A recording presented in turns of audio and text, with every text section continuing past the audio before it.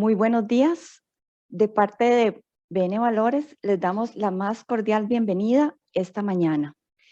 En esta ocasión, les traemos a ustedes la conferencia Sociedades Tenedoras de Inversión, su definición y operación y nuevas obligaciones tributarias. La exposición de hoy estará a cargo de los señores de Grant Thornton y estarán con ustedes los señores Germán Morales, Dilana Barrientos y Rafael González. El licenciado Morales es socio director y socio de impuestos de Grant Thornton, Costa Rica, con más de 25 años de experiencia, 10 de los cuales ha laborado para el Ministerio de Hacienda. El licenciado Rafael González también es socio director de impuestos de Grant Thornton y previo a su ejercicio tuvo cargos en la Dirección General de Tributación Directa. También nos acompaña hoy Dilana Barrientos, gerente del Departamento de Impuestos y Legal de Grant Thornton, Costa Rica. La conferencia de esta mañana se llevará a cabo de manera continua y al final habrá un espacio para sus preguntas, las cuales podrán enviar desde este momento al correo info@bnvalores.bncr.fi.cr. Sin más, damos la entrada a don Germán, quien será el que iniciará la conferencia. Adelante, don Germán. Muchas gracias, Marcela. Buenos días. Buenos días a todos los que nos escuchan el día de hoy, al Banco Nacional y a Grant Thornton, que somos los que estamos originando este evento el día de hoy. Un tema importantísimo. Siempre los temas de impuestos generan mucha atracción.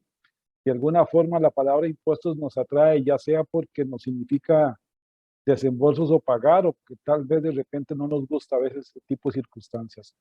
Hoy un tema importante para el sector de inversionistas del Banco Nacional sobre las sociedades tenedoras de inversión. Vamos a hablar de toda la operativa que tienen estas sociedades. En la página siguiente tenemos lo que son el contenido que vamos a ver el día de hoy. Y ustedes se van a encontrar, vamos a hablar del concepto histórico que hemos tenido en Costa Rica, sociedades inactivas, qué es, qué procede, qué se llama una sociedad inactiva, cómo opera, sobre todo pensando en que el inversionista valore a dónde tiene sus inversiones, si las tiene a título personal o a título de una entidad, cómo opera esa entidad. Después vamos a ver lo que pasó con las modificaciones que hizo Hacienda sobre las resoluciones que tienen que ver con impacto en la forma de declarar estos tipos de sociedades. Y después nos vamos a centrar ya en las actividades propiamente inversionistas, donde vamos a hablar un poquito de las actividades que realizan, terminando con la conformación total de las obligaciones que este tipo de sociedades tienen, donde les vamos a decir a ustedes qué tienen que hacer ahora en el cierre fiscal de estas sociedades, qué tienen que prepararse, qué es lo que Hacienda tiene planeado revisar de estas sociedades de aquí en adelante, cuál es el riesgo asociado a estas sociedades, para que sepamos entonces anticipadamente y en forma a futuro corregir lo que tenemos que actuar de estas sociedades, ya sea a nivel de activos, a nivel de pasivos, a nivel de patrimonio, de tal forma que sepamos hacerlo. Es importante, hoy Grant Thornton les estamos informando que hasta ahorita la información de sociedades inactivas no es obligatoria hacerlo, pero ya hay reformas, lo vamos a ver en la presentación, de que hay obligación de cumplir la declaración de impuestos. Por lo tanto, la idea es motivarlos para que vean qué podemos hacer, qué podemos cumplir, qué información levantar para estar listos en el caso de que venga la obligación de declarar que ya está vigente en la ley. Le paso ahora a Dilana la palabra para que empecemos un poco ya con el fondo de la presentación y indistintamente vamos a actuar en la presentación Rafael González, Dilana y yo para hacer esto bastante dinámico con todos ustedes. Así que le doy la palabra a Dilana para que empecemos. Rafa, ¿usted quería indicar algo? Hola, buenos días. Muchísimas gracias de verdad por estar con nosotros el día de hoy. Para nosotros es un placer poder acompañarlos en esta charla relacionada justamente, como les comentaba don Germán. Vamos a hablar un poquito acerca del tema de las sociedades inactivas, cuáles son sus obligaciones, cómo ha venido cambiando el tema de las resoluciones emitidas por Hacienda y después nos vamos a enfocar un poquito más en lo que son las obligaciones para las sociedades con carácter de inversión, ¿verdad? Que tengan inversiones a su nombre y cuáles son las obligaciones para este periodo fiscal.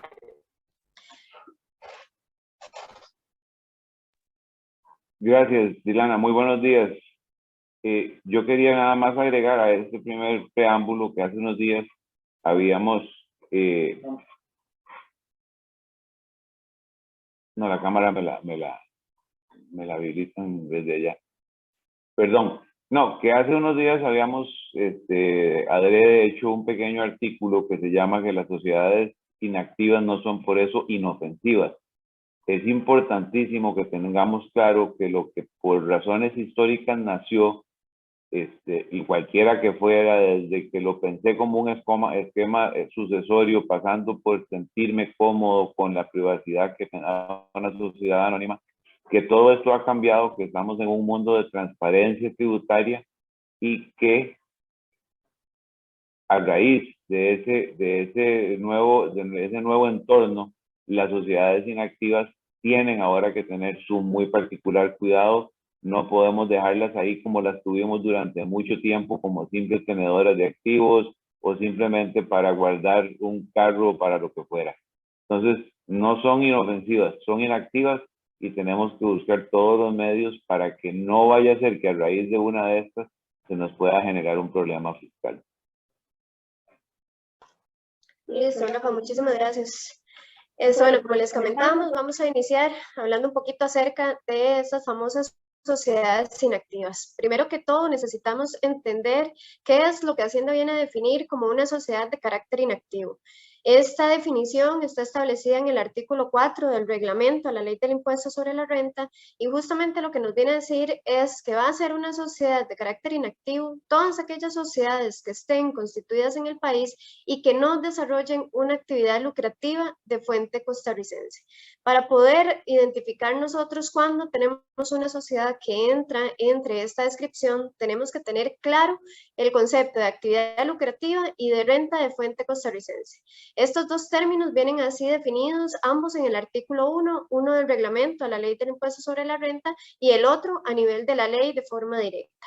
Cuando hablamos de una actividad lucrativa, hacemos referencia a cualquier actividad, dígase una actividad de carácter empresarial o una actividad de carácter profesional que sea consistente en lo que dice Hacienda, la organización por cuenta propia de los factores de producción y recursos humanos. ¿Y qué quiere decir esto? Prácticamente cuando nosotros tenemos una sociedad, por ejemplo, que nos dedicamos a la venta de muebles y necesitamos tener un tema de personal que se dedique a la importación de los muebles, ocupamos tener agentes de ventas, personal administrativo, personal de recursos humanos y todo esto con el fin de lograr generar ventas en esta sociedad para obtener rendimientos al final del periodo es lo que nosotros podemos ver como una organización de los factores de producción. Cuando estemos hablando de estas actividades, ¿verdad? Vamos a hacerlos y los vamos a calzar directamente entre un tema de actividad lucrativa. Y cuando hablamos de rentas de fuente costarricense, hacemos referencia específicamente a rentas, ingresos o beneficios que sean generados en el territorio nacional y que sean provenientes de servicios prestados, bienes situados o capitales utilizados. Esta definición es importante que la tengamos claro porque justamente vamos a ver más adelante cuál va a ser el tratamiento de aquellos intereses o de aquellos rendimientos que lleguen a generar una sociedad que está constituida aquí en Costa Rica, pero que tiene una inversión fuera de Costa Rica. Vamos a ver justamente cómo se aplica en este caso el concepto de territorialidad y cuál ha sido el criterio de Hacienda en los últimos años. Y sobre cuáles sociedades, ¿verdad?, tienen que recaer, digamos, esta obligación de sociedades inactivas, pues prácticamente sobre toda sociedad constituida en el país, digamos, una sociedad de nombre colectivo, sociedades de comandita simple, sociedades de responsabilidad limitada, sociedades anónimas, incluso las sociedades extranjeras o sucursales que estén en el país. Y justamente, ¿de dónde nace esta obligación para las sociedades inactivas de realizar una declaración de impuestos? Pues esto se dio producto de la Ley de Fortalecimiento de las Finanzas Públicas que entró en vigencia el 1 de julio del 2019. Entre las modificaciones que esta reforma nos viene a dar es la incorporación en el artículo 2 de contribuyentes, de incorporar que van a ser contribuyentes del impuesto a las utilidades todas las personas jurídicas que estén constituidas en el país con independencia de si realizan o no una actividad lucrativa. Si ustedes recuerdan, cuando nosotros teníamos una sociedad de carácter inactivo antes de la entrada en vigencia de reforma, esta sociedad aparecía como estatus a nivel de Hacienda como una sociedad desinscrita. Sencillamente no tenía la obligación de presentar la declaración de impuestos ni de presentar ningún tipo de información a nivel tributaria. A partir de la entrada en vigencia de reforma, se nos incorpora a las sociedades inactivas como contribuyentes de impuestos y nace la obligación para estas sociedades de presentar una declaración en el 2021 reportando la información con corte al 31 de diciembre del 2020. Vamos a hablar más adelante un poquito de qué ha pasado con esta declaración que desgraciadamente al día de hoy todavía no ha sido publicada para cumplir con ese tema de la obligación. Aquí es importante indicar de lo que está diciendo Dilana, entender que entonces si hay un antes y un después. Desde siempre en Costa Rica, estas sociedades inactivas nunca han tenido ninguna obligación, en tanto sean solo tenedores de bienes, incluyendo la sociedad tenedora de valores. Todo lo consideramos como una sociedad inactiva, porque la sociedad tenedora de valores siempre en Costa Rica es el pagador, el que tiene el dinero, que tiene una inversión, el que me lo tiene. Entonces se entiende que la sociedad es inactiva. Lo que estamos diciendo es que eso está cambiando y que esa sociedad tenedora de bienes o de valores que creíamos que no tenía ninguna obligación, ya hoy con la ley de fortalecimiento sí le nace obligaciones. Vamos a citar ahora las 4 obligaciones que tienen estas sociedades porque son entidades jurídicas que así están reguladas por ley, que es el impuesto a las personas jurídicas, el timbre de educación y cultura, recientemente el registro de transparencias y beneficiarios finales, que es la obligación que nace en abril de cada año, que es la obligación de llevar quién es el beneficiario final a nivel de la plataforma regida por el Banco Central. Y recordemos también que si esas sociedades tienen bienes que son viviendas, tendrán que pagar el impuesto solidario. Entonces, aquí está un paquete de 4 obligaciones que tenemos que cumplir las sociedades inactivas, y lo digo claramente para que entonces no salgamos de estas obligaciones que son tanto complejas, especialmente el registro de transparencias y el impuesto solidario si tengo una vivienda, pero que pasemos a entender bien cómo opera, cómo es que se regula de ahora en adelante las sociedades inactivas, que más bien lo que hacemos es que ya se consideran en otro régimen al que tenemos ahorita. Adelante, Rafa, iba a indicar algo. Sí, gracias, Germán. Nada más me quería regresar un segundito porque hay dos puntos que me parece que son medulares. Dilana mencionó con mucho tino la reforma que se hizo en relación con que la realización de actividades lucrativas o no, ya no es óbice para que las sociedades se consideren obligadas tributarias. Antes eso no lo teníamos. Y la otra cosa que es muy importante es que es un concepto que por dicha insertó la ley, ojalá la administración tributaria lo aplique de la manera adecuada, que es brincar de aquel concepto etéreo de realizar actividad lucrativa a la organización de los factores productivos. A mí me parece que esas 2 reformas fueron claves a la hora de, por supuesto, este tema que estamos hablando, pero para que veamos que sí ha habido estructuralmente un avance en que ya tenemos un concepto mucho más amplio de actividad lucrativa o de habitualidad, entendido como la organización de los factores de producción. El otro es que nos metieron una reforma gratuita diciendo que independientemente de que realicen o no actividades, estas entidades van a ser contribuyentes del impuesto con las obligaciones que eso le depara. Perfecto, muchísimas gracias. Para continuar, ¿verdad? Comentándoles un poquito qué es lo que ha pasado desde el 2019 con el tema de las resoluciones que se han emitido en relación con las sociedades inactivas. Como vemos, la primera resolución que nos vino a establecer todo el tema de las obligaciones de las sociedades inactivas fue emitida en diciembre del 2009 y esta fue 2019, perdón, y esta fue la resolución DGTR 075 del 2019. Y desde ese momento hemos contado ya con 3 resoluciones que vienen a modificar o que nos vienen a establecer disposiciones adicionales acerca de las obligaciones que vienen a recaer sobre las sociedades inactivas. La última de estas resoluciones fue emitida en enero del 2021 y ya les vamos a explicar un poquito cuáles han sido estos cambios y cómo queda al final el tema de las obligaciones para las sociedades inactivas en Costa Rica.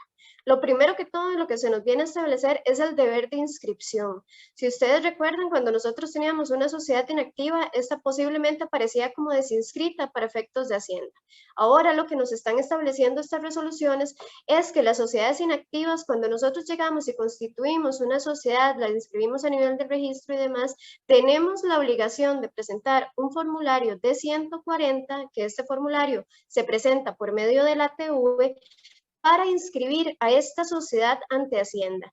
Puede ser que nosotros vayamos a constituir una sociedad para dejarla sencillamente como tenedora de nuestros bienes personales, para inscribir la casa, que vamos a comprar una casa, un apartamento, o que sencillamente vamos a utilizar esta sociedad que estamos constituyendo para que nos lleve a cabo todo el tema, digamos, de algún negocio que queremos desarrollar. Indiferentemente de cuál de los dos escenarios estemos hablando, toda sociedad que se llegue a constituir ahora en Costa Rica tiene la obligación de inscribirse también para efectos tributarios. Y en el caso de las sociedades que vamos a dejar como inactivas, vamos a tener que inscribirlas bajo la actividad 960113, que es persona jurídica legalmente constituida, que es el número de actividad que está a disposición por medio de la TV para asignarle a las sociedades que van a tener un carácter de inactivo a nivel de Costa Rica. El tema de la inscripción de oficio, si ustedes recuerdan, en algún momento con la primera resolución lo que se había emitido era una obligatoriedad para las sociedades inactivas, dependiendo del último número de su cédula jurídica, de realizar la presentación de un formulario D140 de modificación de datos para cambiar el tema de la actividad. Luego salió ese tema de la resolución donde dice que aquellas sociedades que estaban constituidas y que tenían un carácter de desinscrito para efectos de Hacienda el 1 de enero del 2020 iban a ser inscritas de oficio en el mismo sistema de consulta de la administración tributaria. Por eso es que muchas personas, cuando llegaron a inscribir estas sociedades inactivas con el código 960113, se llevaron la sorpresa de que ya aparecía esta sociedad como inscrita desde el 1 de enero del 2020. ¿Qué es tal vez lo importante aquí para aquellas personas que se toparon con esta situación, vieron que ya su sociedad estaba inscrita como una sociedad inactiva para efectos de Hacienda?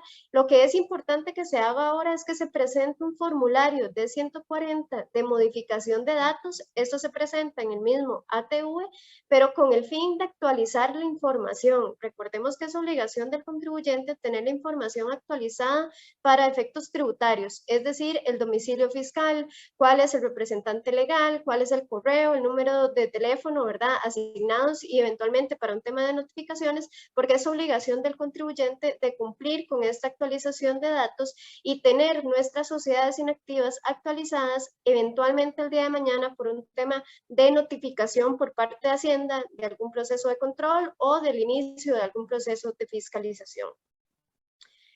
Cuando hablamos del tema de la desinscripción de sociedades, es importante, ¿verdad? Antes nosotros teníamos una sociedad, posiblemente esta sociedad estaba inscrita con algún tema de alguna actividad económica, nosotros decidimos no tener más esta actividad, ¿verdad? y procedemos a presentar un formulario para desinscribir la sociedad. Ahora esto ya no es una opción. Todas las sociedades en Costa Rica van a estar inscritas como sociedades inactivas y en el momento en que nosotros queramos desinscribir una sociedad para efectos tributarios, tenemos que proceder primero con el trámite de liquidación de la sociedad y se tiene que hacer referencia específicamente a las causales de disolución que están establecidas en el artículo 201 del Código de Comercio, los cuales don Rafa nos va a ayudar a explicar un poquito en qué consiste cada una de estas causales y cómo nos llega a afectar eventualmente al tema de la disolución de las sociedades. Sí, gracias, Dilana. Cuando nosotros estudiábamos Derecho, nos hacían el símil entre una persona física y una persona jurídica, porque a veces confundimos los términos disolución con liquidación. La disolución es la muerte de una sociedad. Son aquellos actos o hechos de los cuales deriva la muerte de la sociedad. Entonces, entenderemos, por ejemplo, que el vencimiento del plazo social es una causa de muerte de la sociedad.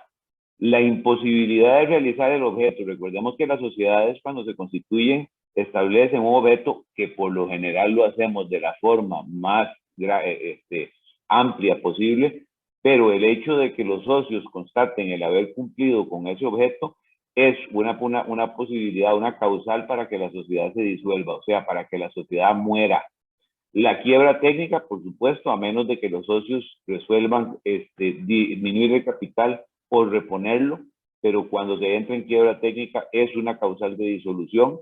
El acuerdo de los socios perfectamente, así como le pueden acortar el plazo social o así como podrían acordar haber cumplido con los objetivos de la sociedad, igual los socios de mera voluntad pueden decidir que la sociedad se acabe, y también por aplicación de la sanción de disolución de la persona jurídica prevista precisamente por no pagar el impuesto a las sociedades durante más de 3 periodos consecutivos.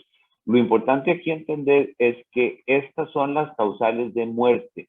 ¿Por qué? Porque a la muerte, de la misma forma que a una persona física, lo que le sigue es la liquidación, que la vamos a ver mucho más en detalle más adelante, porque aquí lo que tenemos ya es frente a nosotros una sociedad que está muerta y que únicamente va a tener vigencia, personería, capacidad para liquidarse, o sea, para distribuir conforme corresponda entre acreedores y socios el remanente de los haberes sociales. Pero estas son las causales que tenemos para decretar y saber entender que la sociedad está muerta, que ya la sociedad tal cual no existe y que lo único que sigue en adelante es liquidarla, distribuir sus bienes. Correcto, y justamente como comentaba don Rafa, ¿verdad? Una vez que nosotros cumplimos con alguna de estas causales establecidas en el artículo 201, lo que procede es a liquidar la sociedad, que es justamente si nosotros tenemos una sociedad que tiene, por ejemplo, vehículos y por alguna de estas causales ya la sociedad se considera como disuelta, lo que necesitamos hacer es justamente nombrar un liquidador para realizar ese proceso de sacar los bienes que tenemos en estas sociedades y poder distribuirla a sus accionistas.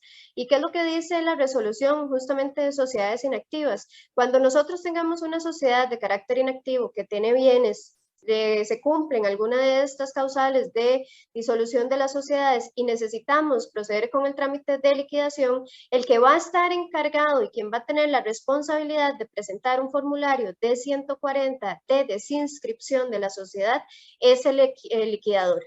¿Qué es lo que hemos visto? Ya hemos tenido varios casos justamente donde hemos tenido que proceder con el proceso de liquidación, pero no hay todavía un tema de conexión a nivel de la administración tributaria, por lo menos del sistema del ATV, para autorizar al liquidador a que presente este formulario.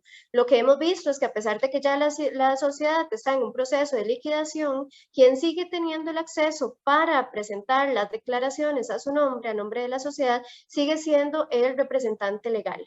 Entonces, a pesar de que así está establecido a nivel de la resolución, ¿verdad? Todavía tenemos una serie de discrepancias a nivel práctico con lo que se puede realizar a nivel del sistema del ATV. Este punto es nada más importante, ¿verdad? Porque usualmente nosotros lo que hacemos es, constituimos una sociedad. Esta sociedad posiblemente va a quedar inscrita a nivel de Hacienda como una sociedad inactiva, pero si en algún momento nosotros queremos utilizar esa sociedad para llegar y poner algún negocio, ¿verdad? Ejercer alguna actividad económica en esta sociedad y tenemos que realizar algún proceso ante la municipalidad, por ejemplo, sacar el tema de la patente o solicitar alguna licencia, es importante que verifiquemos antes de realizar este proceso que la sociedad tiene una actividad económica asignada a nivel de Hacienda. Porque si nosotros llegamos a la municipalidad a solicitar una patente o a tramitar algún tema de licencia y la sociedad sigue inscrita como una actividad, como una sociedad inactiva, con el código 960113 de persona jurídica legalmente constituida, el trámite va a ser rechazado por la municipalidad. Entonces, es importante nada más que tengamos en cuenta cuál es el estatus de nuestras sociedades a nivel de Hacienda antes de realizar cualquier trámite a nivel de la municipalidad. Ese punto es muy importante. Tenemos una regulación que nos habla específicamente de comprobantes electrónicos. Cuando nosotros hablamos de sociedad inactiva, como bien lo hemos mencionado, es una sociedad que no tiene una actividad económica como tal, por lo cual la misma resolución inicial, la DGTR 075 del 2019, nos indica que todas aquellas sociedades que estén inscritas bajo la actividad 960113 no deberán ni podrán emitir comprobantes electrónicos. Estamos claros que el tema de la emisión de comprobantes electrónicos es justamente para respaldar el tema de nuestros ingresos y respaldar nuestros gastos, por lo cual partiendo de la naturaleza de una sociedad de este tipo, ¿verdad? Al ser una sociedad inactiva, la misma no deberá emitir comprobantes electrónicos y debería de recibir los menos comprobantes electrónicos que se puedan, porque eventualmente tener una sociedad para estar pasando gastos, ¿verdad? Ir a algún comercio, solicitar el comprobante electrónico a nombre de esta sociedad que es inactiva, puede dar indicios a la administración de que esta sociedad como tal no es una sociedad de carácter inactivo, sino que puede ser más bien que está en un tema de incumplimiento de sus deberes formales. Como hemos visto, ¿verdad? Y hemos hablado, parte de los cambios que nos ha venido a incorporar el tema de la reforma es la obligación para estas sociedades de presentar una declaración de impuestos. Y en la misma resolución inicial nos dice justamente cuál es la sanción si eventualmente el día de mañana no presentamos esta declaración. Y lo que se nos dice es, ¿verdad? Vamos a tener una sanción equivalente a un 2% de los ingresos brutos del periodo fiscal anterior, con un mínimo de 3 y un máximo de 100 salarios base. ¿Qué es lo que pasa con esta primera parte, ¿verdad? De la redacción del artículo, que al ser sociedades inactivas, ¿verdad? Hacienda no va a tener una declaración de impuestos antes de que surgiera ese tema de la obligación, por lo cual no va a tener conocimiento de cuáles son nuestros ingresos brutos, porque la sociedad, al ser una sociedad de carácter inactiva, no tenía ingresos reportados a su nombre. Por lo cual, lo que se establece es, ¿verdad?, que en caso de que no se conozca el importe de los ingresos brutos, la sanción que se va a interponer es de 10 salarios base, en este caso, que es una sanción en realidad bastante alta por el incumplimiento de presentar la declaración de impuestos. ¿Y cuál es el fin al final de Hacienda, verdad? De realizar todo este tema de modificaciones a nivel de nuestra normativa actual, incorporando como contribuyentes de impuestos a las sociedades inactivas, pues justamente es ampliar esta facultad que tiene la administración tributaria de realizar procesos de control y de fiscalización sobre las sociedades inactivas. Antes de que entrara en vigencia el tema de la reforma y surgiera la obligación de las sociedades inactivas de ser contribuyentes de impuestos, no existían procesos de fiscalización sobre sociedades inactivas, que esto viene a cambiar con la entrada en vigencia de reforma, por lo cual, ¿verdad?, que es lo que comentaba don Germán al inicio de esta exposición, es sumamente importante que todas aquellas personas que tienen sociedades inactivas empiecen con un tema de verificación de qué activos, pasivos y patrimonio tiene esta sociedad como tal, justamente para evitar cuestionamientos el día de mañana por parte de la administración tributaria y que nos lleve, por ejemplo, en un proceso de fiscalización a una determinación de impuestos.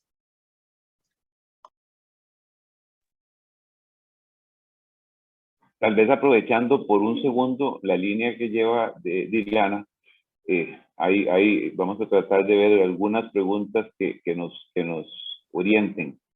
Y habla uno de nuestros participantes de que tiene una sociedad inactiva cuyo único bien es una propiedad, que es la vivienda. Y la pregunta de siempre, ¿verdad? ¿Qué recomendar? ¿Me quedo así o efectuar el traspaso a nombre personal? Uno pensaría que el tener una sociedad inactiva ya en este momento nos está imponiendo una serie de obligaciones de carácter formal que vamos a tener que cumplir.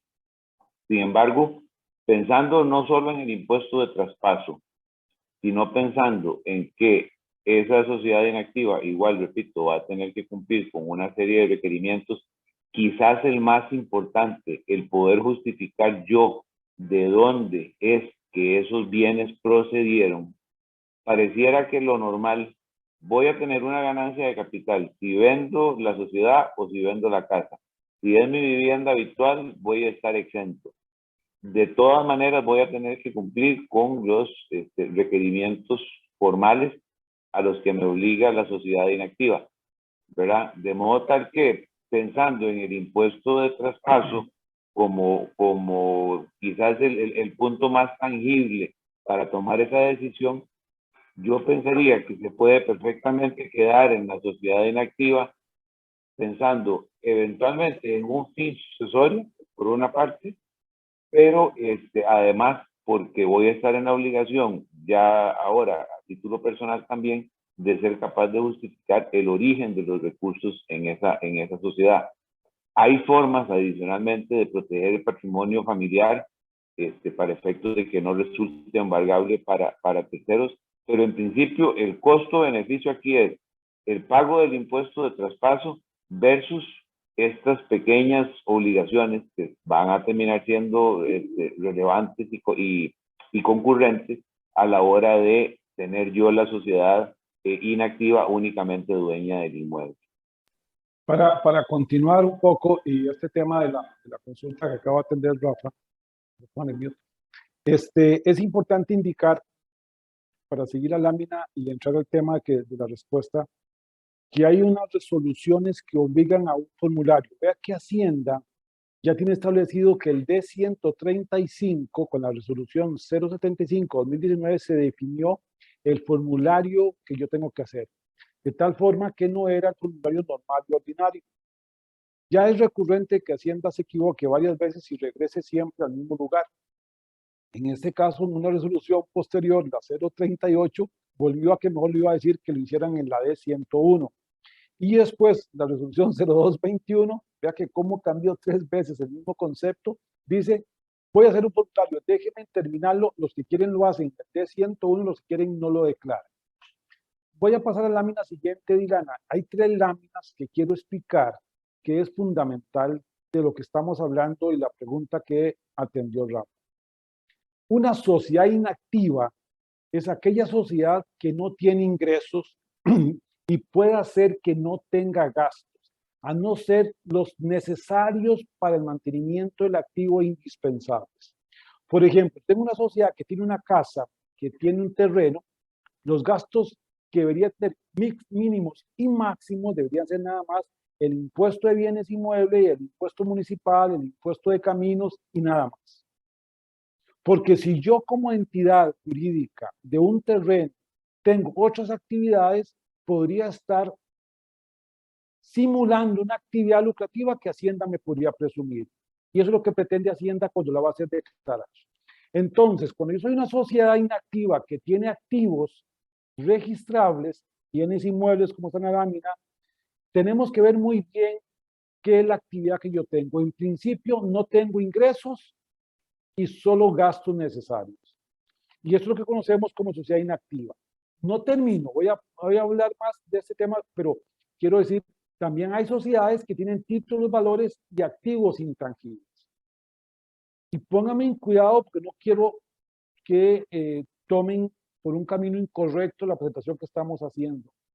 Esa sociedad que tiene títulos, valores y activos intangibles podría ser que no sea inactiva. Podría ser que sea una sociedad de algo que vamos a hablar 3 láminas más adelante, que se llama sociedades inversionistas de rentas de capital. Y esas no son inactivas. Son de una canasta diferente de impuestos de rentas de capital que sí tienen ingresos y que sí podrían tener gastos, pero que tributan en un régimen diferente. Repito, porque esto es fundamental entender. Tenemos entonces las sociedades jurídicas ubicadas en 3 canastas. La D101, que muy bien lo dice Rafa, que es cuando yo tengo los factores de producción, lo que yo hablo siempre, la fábrica de papas tostadas. Es decir, ahí yo me organizo, tengo empleados, tengo edificios, tengo depreciación, compro, vendo. Tengo, para seguir el mismo orden que lo he dicho, la sociedad inactiva que tiene activos, muebles o inmuebles, que no tiene ingresos y que solo tienen los gastos necesarios. Y también puedo tener sociedades activas que tienen bienes inmuebles o muebles como títulos valores, que es lo que a ustedes les interesa que hablemos y que es la parte que vamos a seguir ahorita, que no son sociedades inactivas. Son sociedades inversionistas que se clasifican en un régimen que se llama rentas de capital y que tienen obligaciones permanentes como la fábrica de papas tostadas. Entonces, aquí tenemos ahora que diferenciar. Vea que hemos venido hablando de las rentas de la D101, activos puestos en explotación. Estamos hablando de sociedades inactivas y vamos a terminar con sociedades de rentas de capital, que es el inversionista, que es posiblemente usted que nos está escuchando. Es importante, para la pregunta que le hicieron a Rafa, es que yo soy una sociedad dueña de un terreno, no se cuestione todavía si vale mantenerlo o vale cambiarlo y quitarlo. Le voy a explicar en 2 láminas más y usted mismo se va a contestar. Pasemos a la siguiente lámina. Una sociedad, por norma contable, si tiene un activo, si tiene un haber, debe tener un deber. ¿De dónde le vino el terreno a esa sociedad inactiva? Es que la sociedad se endeudó, tiene deudas con un banco, tiene deudas con un tercero. Genial, las tengo documentadas, perfecto.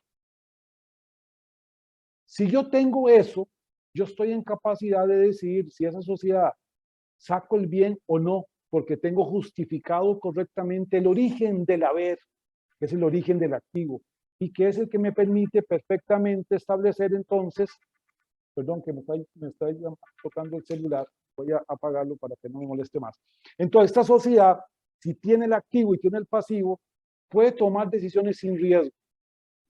Pero si el señor que nos pregunta o alguien que nos está escuchando tiene una sociedad con una tierra que no tiene contabilidad, que no tiene el origen de los fondos con el que compró la tierra, según la escritura pública, sacarla es incrementar un riesgo. El que dijo Rafa, el impuesto traspaso y el de ganancias de capital, que es una renta gravable a partir del 1 de julio del 19. Entonces estamos claros que lo que nos están aumentando son los riesgos y tenemos que tomar decisiones adecuadas a las nuevas circunstancias. Pase la siguiente lámina, Ilana, por favor.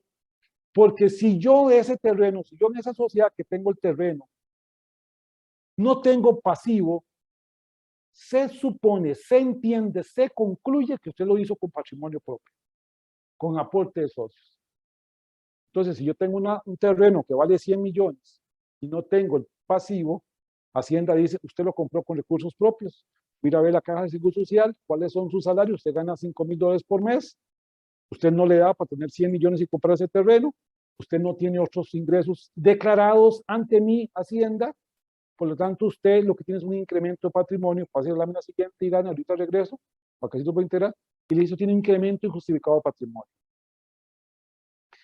Entonces, conclusión para el señor que le preguntó a Rafa, no mueva los activos donde los tiene, analice cómo está conformado el haber que tiene. Lo tiene con recursos propios, puede probarlo, tiene ingresos declarados a Hacienda para mostrar ese origen de capital, tiene deudas para mostrar que los tiene, porque si no tiene riesgo de ganancia de capital. Y sigo hablando únicamente de sociedades inactivas. Porque recuerde que el 1 de julio en adelante, julio 19, toda ganancia capital es gravada. En este caso que estamos hablando, sociedades inactivas con el 15% de la ganancia. Entonces, tenemos que entender que una sociedad inactiva, por eso Ilana se ha venido hablando y habló de todas las obligaciones, tiene que llevar contabilidad. No tiene ingresos, tiene que llevar contabilidad para demostrar de dónde tiene el haber que tiene, el activo que tiene, el terreno, el edificio, la casa, la playa, la casa donde vivo. Eso no importa, porque ahora ya es una sociedad que le interesa Hacienda.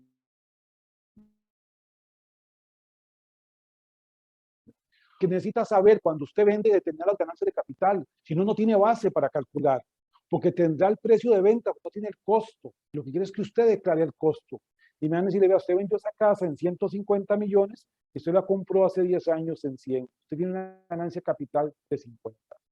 De la casa, del carro o de una marca que usted tenga, de cualquier cosa a ver que usted tenga. Entonces, las sociedades inactivas es muy importante valorarlas integralmente. Y lo que hemos visto en Grant Thornton es la necesidad que tienen los socios de sociedades inactivas de cambiar el concepto de que simplemente es una sociedad que me representa a mí, que no tiene ninguna obligación y que no hace nada. No, todo lo contrario. Tiene que sentarse con su contador, con su asesor y determinar qué hacer para establecer correctamente que el riesgo más grande es el incremento injustificado de patrimonio producto de ganancias de capital adicional al que decía Rafa del impuesto de traspaso de bienes inmuebles. Germán. Pase la semana siguiente, nada más, perdón Rafa, nada más ahí, porque quiero entrar, para darle la palabra a Rafa, vamos a entrar ya al tema de las sociedades de inversión. Bájate el micrófono, por favor. Vamos a entrar a las sociedades de inversión, que es posiblemente las sociedades que a ustedes les interesa, que son sociedades que están en rentas de capital porque tienen bienes valores, que sí tienen ingresos, porque posiblemente el fondo, posiblemente el banco les paga rentas y tienen que tributar o tributan con un régimen posiblemente que no se declara, pero tienen que tributar y vamos a ver aquí las obligaciones. Pero entonces no olviden que son 3 canastas la forma de analizar las entidades en Costa Rica.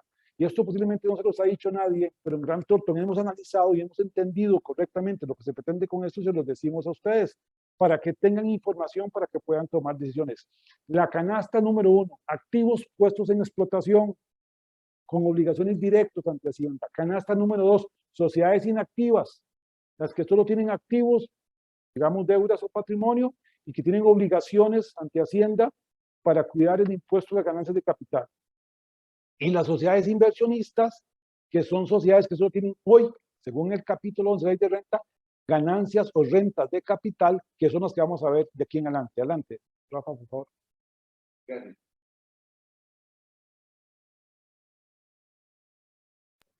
Dos preguntas fáciles y una difícil.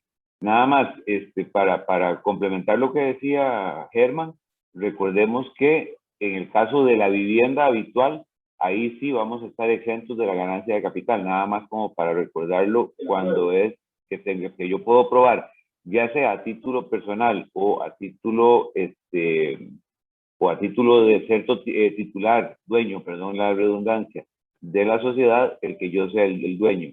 Una frase que preguntan aquí es, ¿para cuándo cree Hacienda que va a sacar el de 135? Nosotros aquí estamos con el más seguro que quién sabe, pero lo anunciaron para el periodo 2022. Y una cosa, yo soy abogado, nadie es perfecto, pero una cosa que es muy importante aquí es, a raíz precisamente de todos estos comentarios que estamos haciendo, existe la posibilidad de que la persona tome la decisión de que ciertos activos le queden a título personal.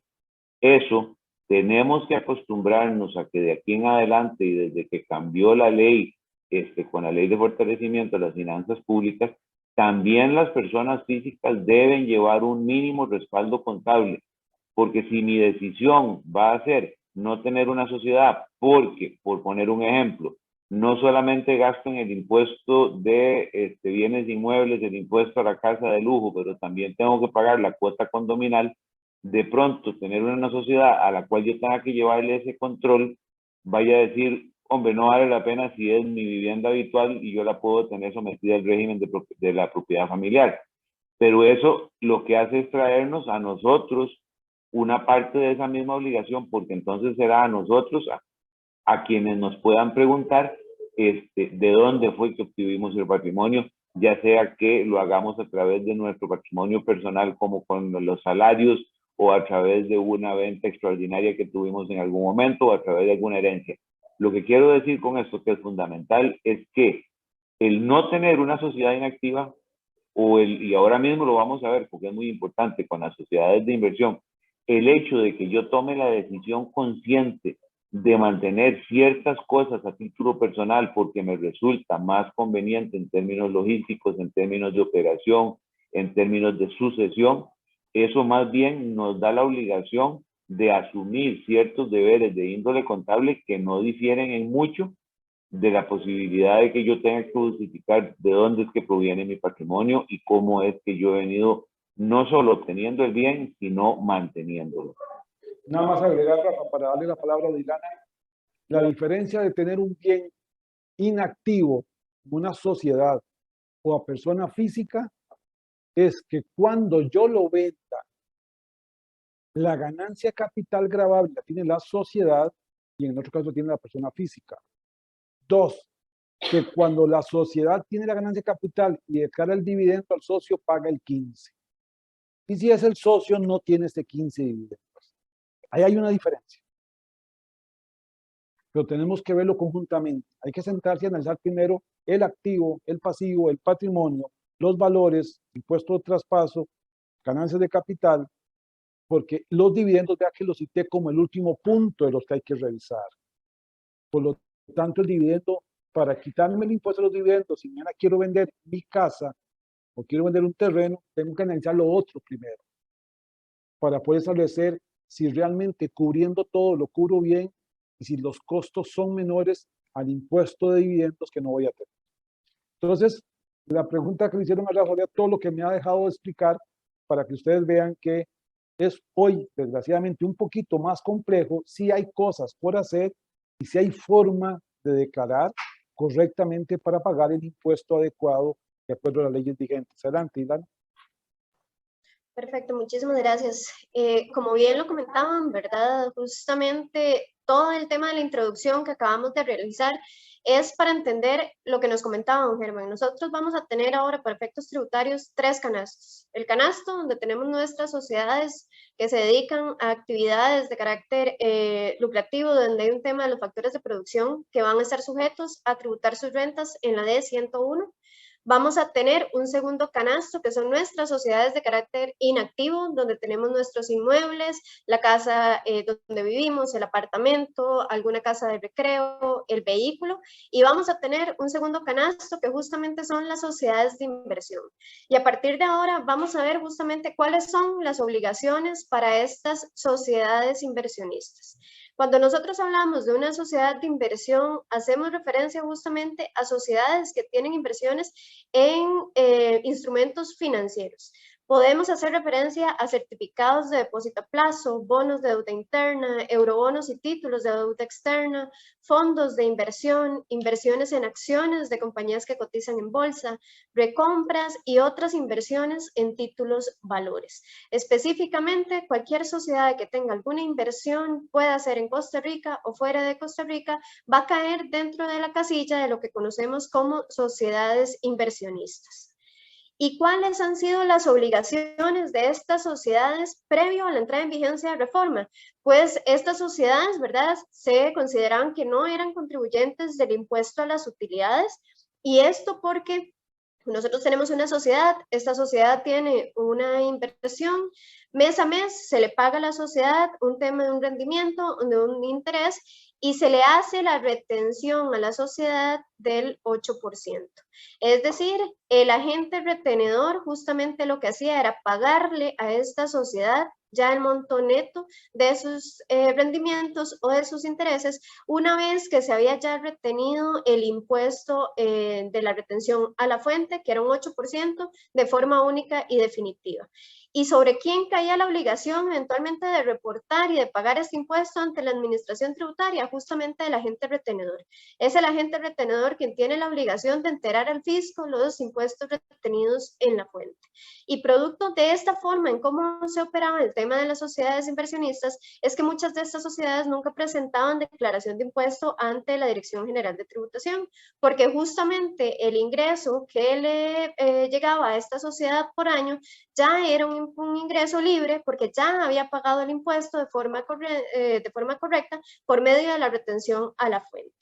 Y aquí tal vez es uno de los puntos también importantes, ¿verdad? Lo que mencionamos al inicio es que podemos tener sociedades inversionistas que tengan inversiones aquí en Costa Rica o que tengan inversiones fuera de Costa Rica. Y a pesar de que estos ingresos que va a percibir la sociedad fuera de Costa Rica, ¿verdad? Que se generan fuera de Costa Rica, aquí van a ser considerados como ingresos de fuente extraterritorial y no van a pagar impuestos aquí. Eso no nos libra a nosotros de la obligación de llevar bien documentado estas inversiones que nosotros tenemos. Tenemos igualmente que llevar el registro contable y con mucha más razón tenemos que tratar de documentar la naturaleza de esa inversión y de los rendimientos que le están llegando a la sociedad, porque recordemos que al ser ingresos de fuente extraterritorial, o sea, ingresos que se generan fuera del territorio costarricense, no pagan impuestos acá. Entonces la administración lo que va a hacer eventualmente en un proceso de fiscalización es llegar a revisar por qué ese ingreso que está percibiendo la sociedad no está pagando ningún impuesto aquí en Costa Rica, y va a tratar de realizar algún tipo de determinación, ¿verdad?, para gravar esos intereses aquí en Costa Rica, justamente producto de la naturaleza del interés que tenemos aquí registrado. Entonces, por el hecho de que nosotros tengamos una sociedad con inversiones fuera de Costa Rica, no nos libra de la obligación de llevar toda la documentación, el registro contable, las actas de asamblea de socios para ratificar el tema de los aportes, sino que tenemos incluso que tenerlo más documentado que una inversión en Costa Rica, donde perfectamente podemos demostrar que el interés que me está entrando a mí mes a mes o el rendimiento que estoy percibiendo ya pagó el impuesto correspondiente. Esta es una de las modificaciones, ¿verdad? Como les comentábamos inicialmente, pues la Ley de Fortalecimiento de las Finanzas Públicas llegó a incorporar un capítulo 11 en nuestra Ley del Impuesto sobre la Renta, y aquí en este capítulo 11 se nos vienen a regular tres cosas: lo que son las rentas de capital mobiliario, las rentas de capital inmobiliario, que cuando hablamos de rentas de capital inmobiliario hace referencia a todo el tema, por ejemplo, de alquiler del apartamento, de la bodega, de la casa, ¿verdad?, que tenemos en alquiler. Esos alquileres de bienes inmuebles van a entrar en la segunda casilla, y se nos viene a regular un tema de las ganancias y pérdidas de capital.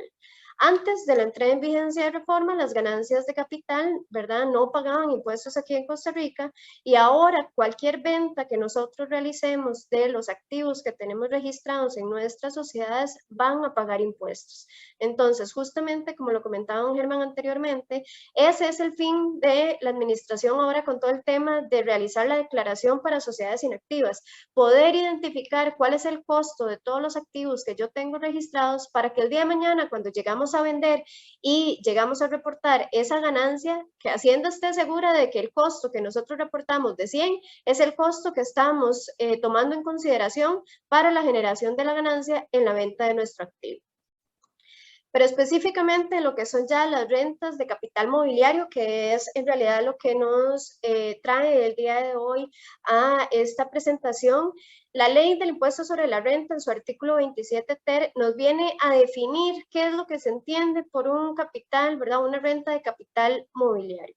Y vamos a hacer referencia a lo que son rentas, puedan ser en dinero o en especie, que sean obtenidas por la cesión a terceros de fondos propios, y entre esta definición vamos a entrar también, van a estar incluidas todas las generadas también por las operaciones de recompra o reportes de valores.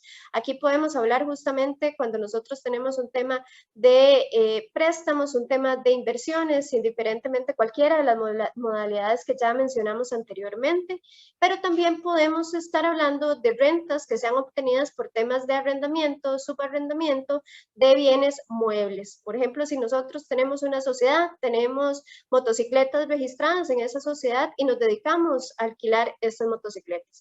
Al ser un tema de alquiler de bienes muebles, vamos a entrar también en la casilla de las rentas de capital mobiliario. También hablamos de derechos, ¿verdad? Justamente cuando hablamos de derechos, por ejemplo, de llave, lo que son las regalías o cualquier derecho de propiedad intelectual e intangibles, que es parte de lo que nos comentó don Germán hace unos momentos.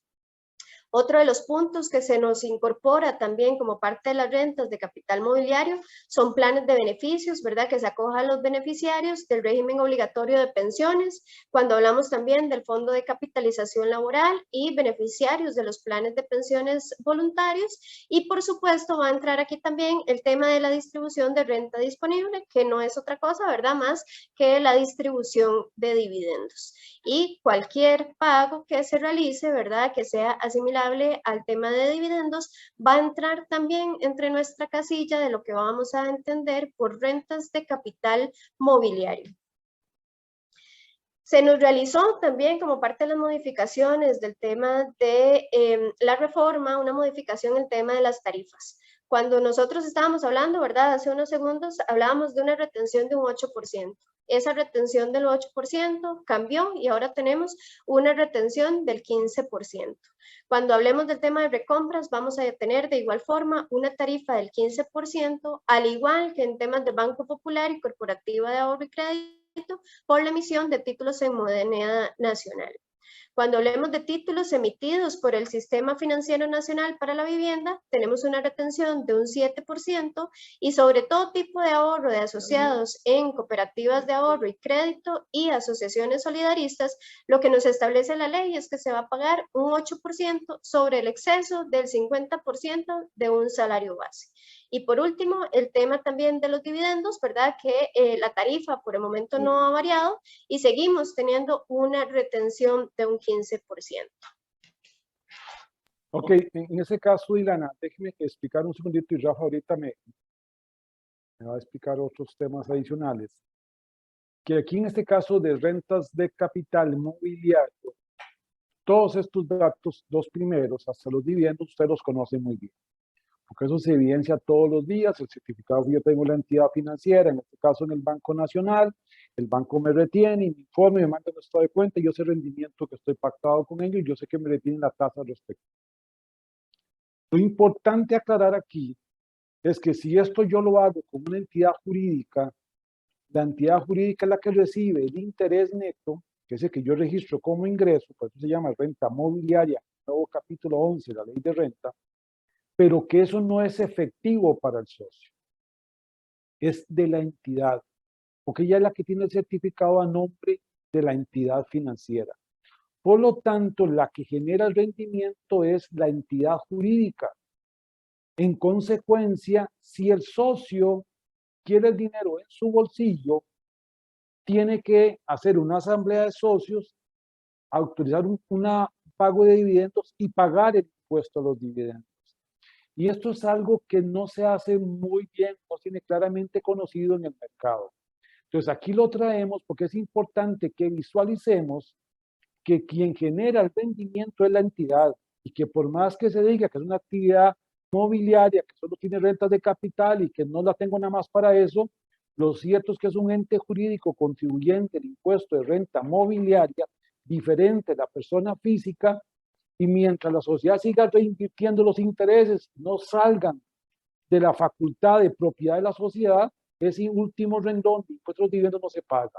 Pero en la medida que yo tomo $200, $5,000 de esos intereses y me voy y me compro confites, ya es el socio, tengo que previo pagar el 15%. Y esto es lo que tengo que hacer mediante las asambleas de socios y autorización del pago de dividendos. ¿Por qué? Porque esa es la forma correcta que se tiene que manejar ahora. Y si estas sociedades Hacienda ahora las tiene reguladas como renta mobiliaria, eso es factible de ver, porque eso se visualiza y uno que es contador en disminuciones en las utilidades. Pues la utilidad acumulada disminuye porque no es ya una utilidad que acumula, no, también tiene disminuciones. Y es evidentemente en movimiento contable de un año a otro que se ve una disminución de la utilidad por el pago de dividendos. Esto es lo que se conoce como incremento injustificado de patrimonio, porque cuando son distribuciones de dividendos, la forma de verlo es vía disminución de la cuenta de utilidades. Y esto es lo novedoso aquí, Lana. Pasemos a la siguiente lámina. No sé si Rafa quería indicar algo. En la siguiente lámina está la otra consecuencia que queremos indicar. Esto es que las ganancias de capital. Ganancias de capital originadas como algo novedoso que ustedes no lo sabían, que no estaba regulado antes del 1 de julio del 19, que es las ganancias de capital en la venta de títulos valores. Porque era un activo que no generaba ganancias de capital grabable. Ahora sí lo genera. Y ahora generamos dos ganancias de capital. La ganancia de capital propiamente del título, porque el título lo vendía a un valor mayor, o la ganancia capital generada producto del diferencial cambiario, si es que la inversión está en una moneda diferente del fondo. Entonces, estas dos ganancias, hay norma expresa ya en la ley de que están grabadas. Y en este caso están grabadas claramente con el 15% de la ganancia neta, entendiendo que se genera cuando de alguna forma venza el certificado o se venda, se genere, se transforme, se compra. Y eso genera entonces la ganancia capital del título, sujeto al 15%, y la ganancia capital del diferencial. Y a nivel de contador, les aclaro que un contador que ya debería llevar la contabilidad de estas sociedades inversionistas de ustedes, cuando yo tengo el certificado número 100-XXX del Banco Nacional, yo lo tengo ya a 10 años, a 5 años, cuando ese título termina, porque yo lo vendo, o el banco me manda una información de que se convirtió en otro título, que ya no es el 100, es el 101, el contador hace un asiento contable, lo voy a decir en términos, da de baja el título anterior y da de alta el título nuevo. Y refleja la transacción nueva del nuevo título.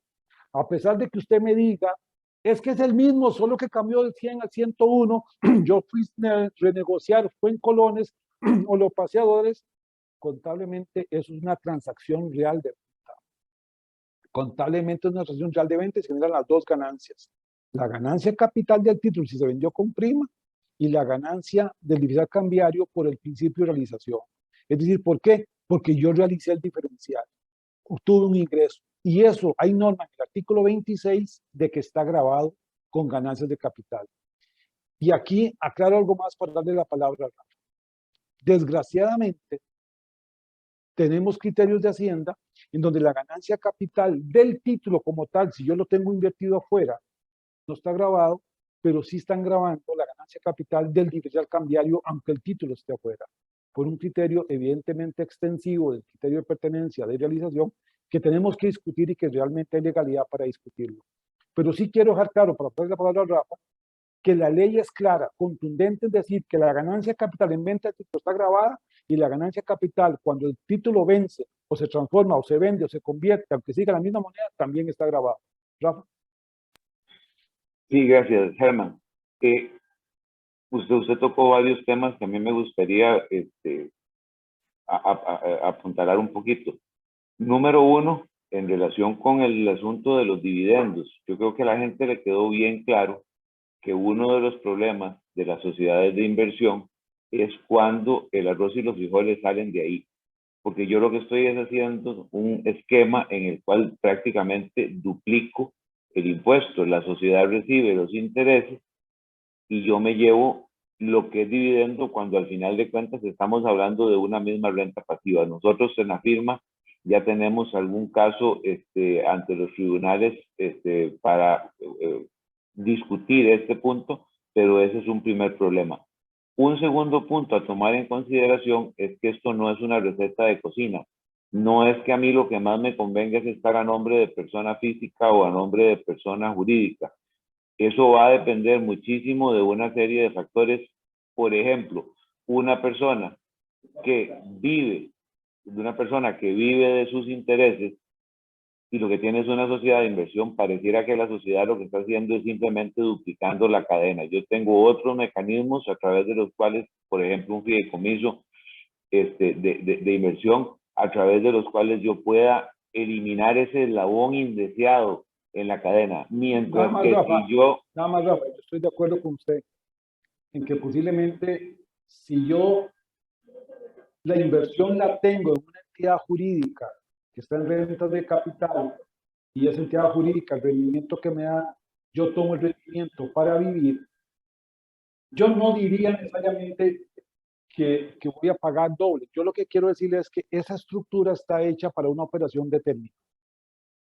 Y si yo lo que todos los meses voy a tomar del rendimiento que tengo para cubrir necesidades básicas, hay estructuras correctas que le permiten a ustedes la forma adecuada para hacer eso con la menor tributación posible. Y ahí es donde tenemos que sentarnos y analizar con ustedes qué es lo que tenemos que hacer. Y evidentemente, Grant Thornton, que le está indicando hoy, es alguien que les puede ayudar, porque hay que estructurar correctamente. Por eso fue que empezamos con los riesgos de las ganancias de capital. Porque si usted dice, bueno, entonces voy a decirle al banco nada más que me transfiera a una persona física, no funciona. Porque estoy realizando el título, lo estoy sacando de la sociedad y lo estoy pasando a la persona física. Porque ¿cómo compró el título de la sociedad? Por aporte, por deuda. Me puedo estar revelando un incremento justificado de patrimonio. Entonces, la figura existe y funciona. Tiene más ventajas cuando se usa para invertir a largo plazo que cuando se quieren usar los recursos. Es la forma en que yo me estructuro, en la que yo quiero aquellos rendimientos. Aquí es donde los ejecutivos del banco saben perfectamente esas circunstancias y Grant Thornton les puede apoyar para buscar la estructura adecuada. Lo importante es tomarlo analizado correctamente. Rafa, no sé si vas a indicar algo, sino para seguir ese criterio de realización que les dije es un criterio que está vigente de que la ganancia capital de sociedades inversionistas se genera solamente cuando el título se vence o se vende, aunque sigan la misma moneda.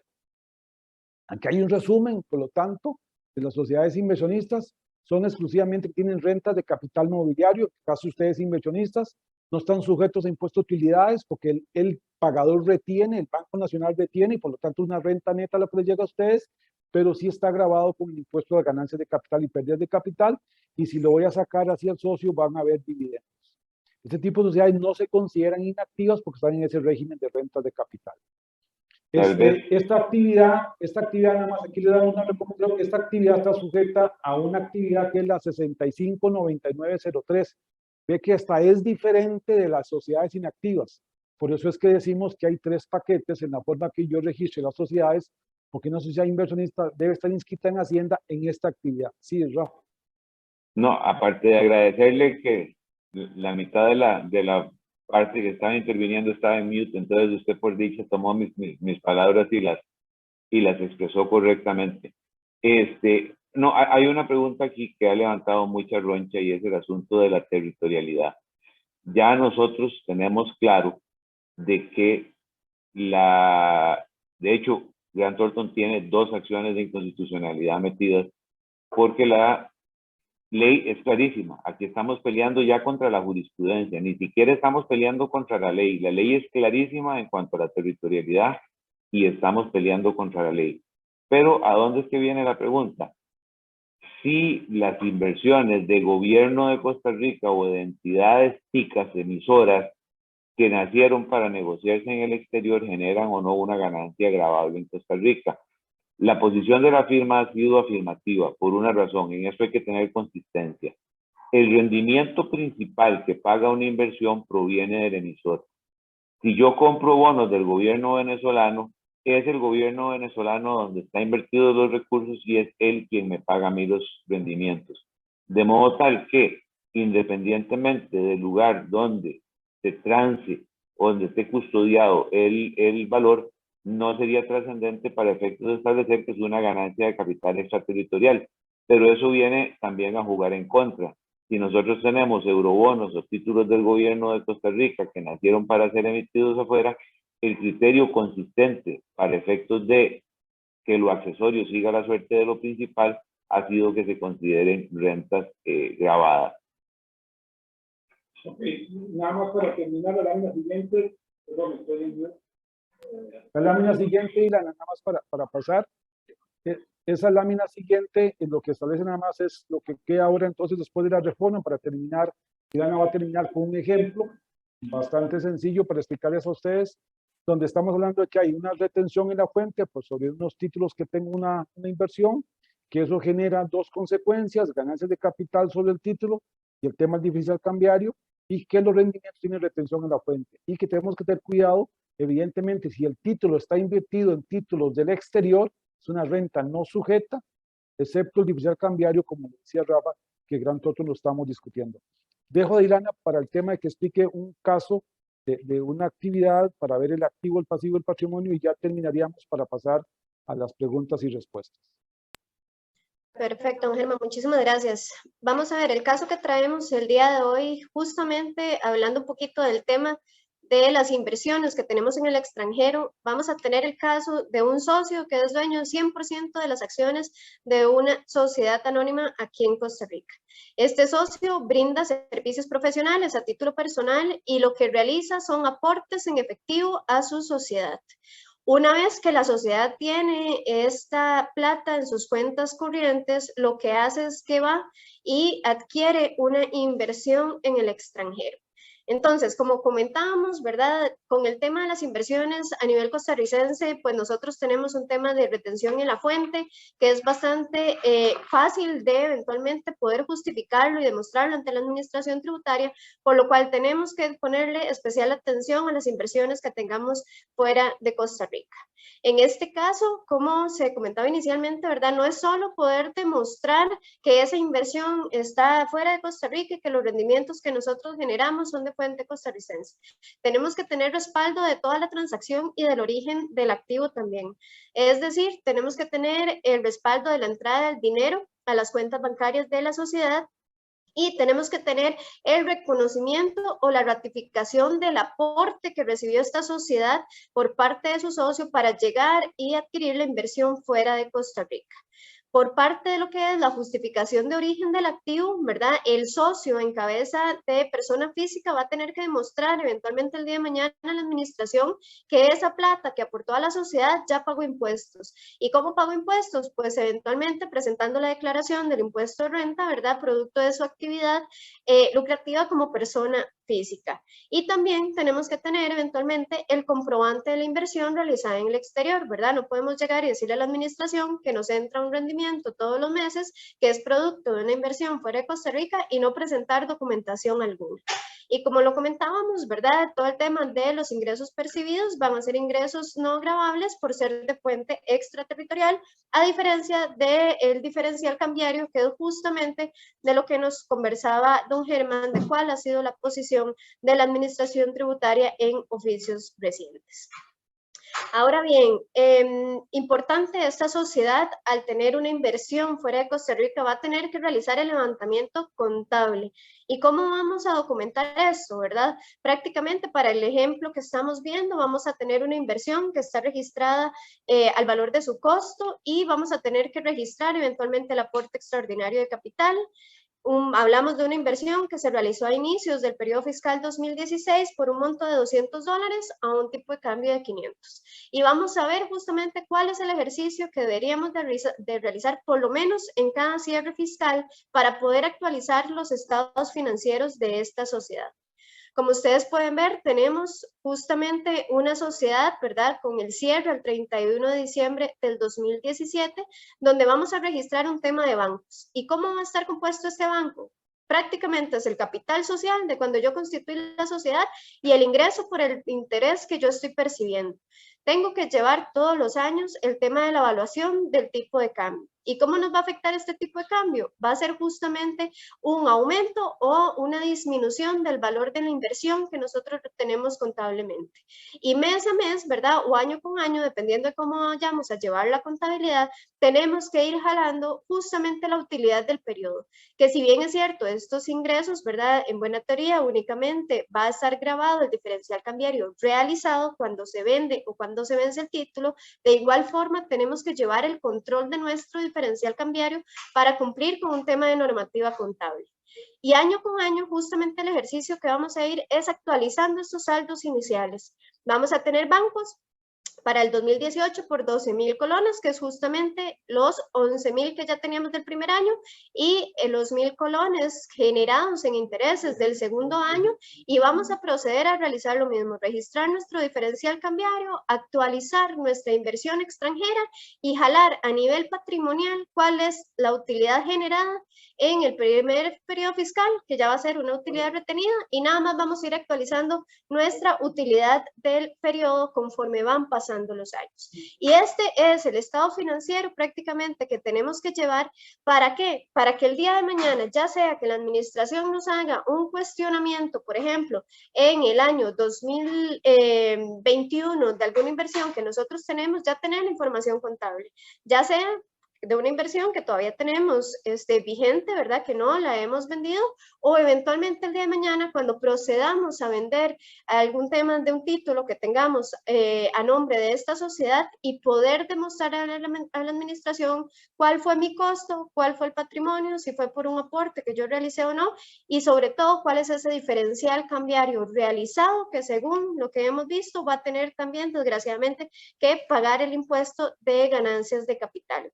Y nada más, ¿verdad? Para concluir, haciendo referencia a lo que comentábamos de los dividendos, si en el 2020, por ejemplo, nosotros queremos sacar nuestra utilidad, que en este caso sería una utilidad retenida de 4.700 colones, en el momento en que esta sociedad quiera pasar esos 4.700 colones a su socio, va a tener que realizar la retención del 15% para declararlo como el impuesto de dividendos, y ya que el socio pueda tomar, digamos, esta plata, proceda a realizar inversiones o utilizarlo para efectos personales.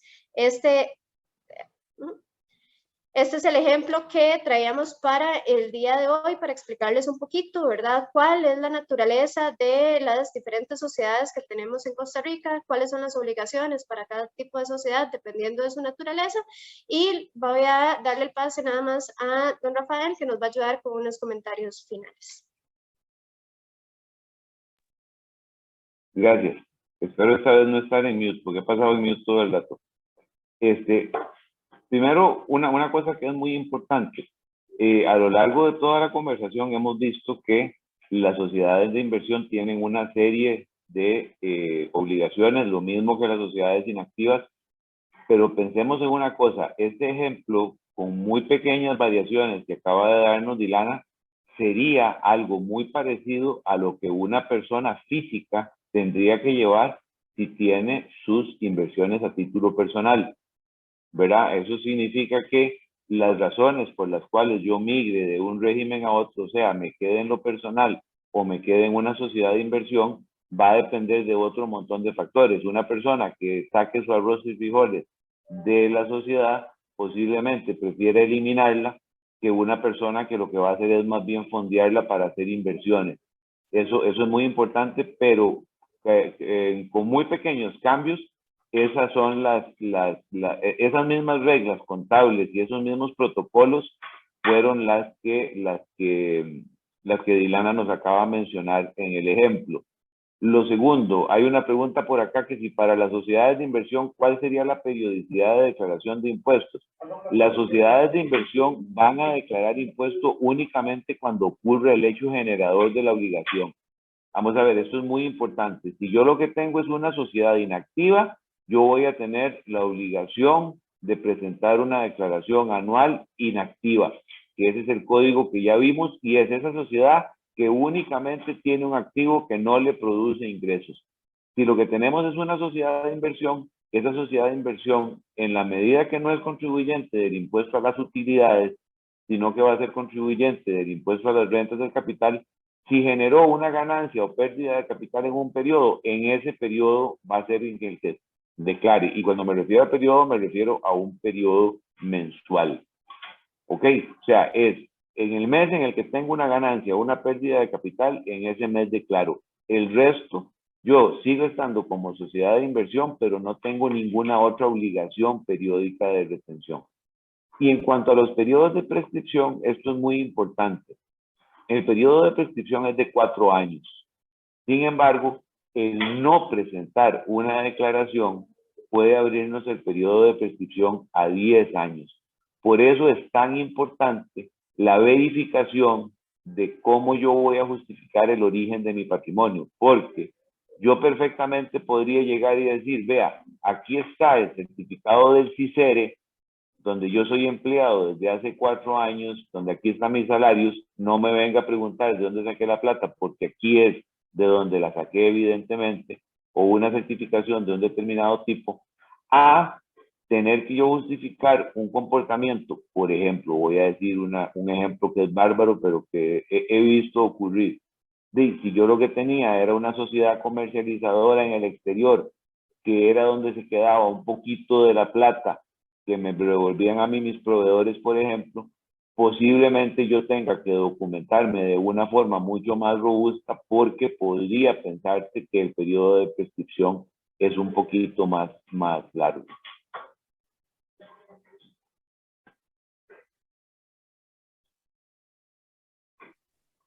Bueno, muchísimas gracias a los representantes de hoy de la firma Grant Thornton, a Germán, Rafael y Dilana por tan valiosa e importante información que nos han brindado el día de hoy. A través de la presentación hemos ido respondiendo todas sus consultas, las que nos hicieron llegar. Cualquier otra consulta, pues estamos para servirles, y de parte de BN Valores agradecemos a todos los que nos acompañaron esta mañana y esperamos que la información brindada haya sido de su interés. Muchas gracias. De parte nuestra, muchísimas gracias a BN Valores por la oportunidad y ojalá que haya sido de provecho, y cualquier consulta que se haya podido quedar por ahí, nosotros estamos en la mejor disposición de evacuarla. Estamos aquí para servir. Muchas gracias.